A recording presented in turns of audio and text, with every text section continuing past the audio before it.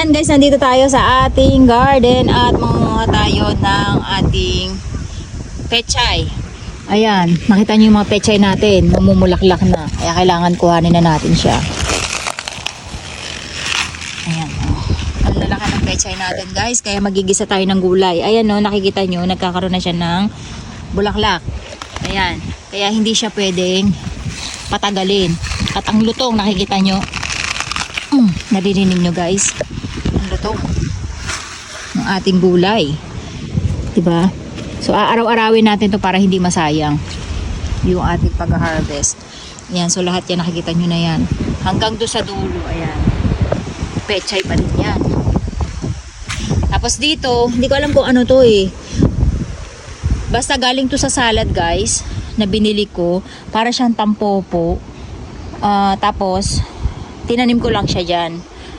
So ayan, ang nangyari sa kanya, tumubo na siya, pero hindi ko alam kung nakakain siya, kasi nung maliliit yan nakakain. Ngayon, first time ko nakakita na ganyan sila kalalaki, pero mukha siyang tampopo. Ayan lahat siya, kala ko labanos siya, pero nakita ko sa bunga niya guys, hindi siya labanos. Sa yung mga lettuce natin, and then yung ating artichoke, lumalaki na rin. Ayan, nakikita nyo, ang lalaki na nila, diba? Tas yung ating mga takana, kailangan makapag-frozen tayo ng takana natin. Ang lalaki yung ating pechay guys, so so ayan, makakapag nilaga na ang lola nyo. Nilaga kasi ulam natin ngayon, dahil namimiss kong humigop ng mainit na sabaw. Ayan, ang ating pechay fresh from garden. Tapos syempre yung tanglad natin galing din yan sa ating farm. Yung sibuyas natin galing din sa ating farm. Hindi tayo masa sa gobyerno natin. Kailangan tayo na mismo yung gumagawa ng paraan paano tayo makakatipid. Bakit patay pinili ng lola nyo? Kasi mayaman yan sa collagen. Diyan tayo kumukuha ng ating source of pampabata. Pechay! Nakita nyo yan?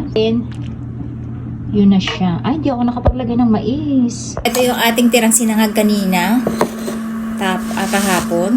Titirahin ng lola nyo. Tadakimasu. Ay, shit. Sarap. Sarap, guys. Pag ganitong mainit, malamig ang panahon. Wala pa tong wala pa tong mais, guys. Hindi ko nilagay ng mais. Nakalimutan ko.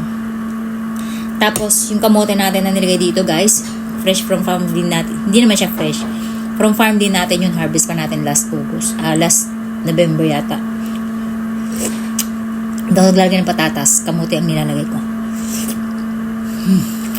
Mahilig ang lola sa pata. Kasi, dyan tayo kumukuha ng collagen.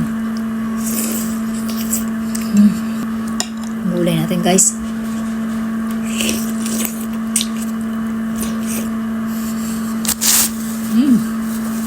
Masarap. Special na special yung nilaga natin kasi lasang lasa yung tanglad.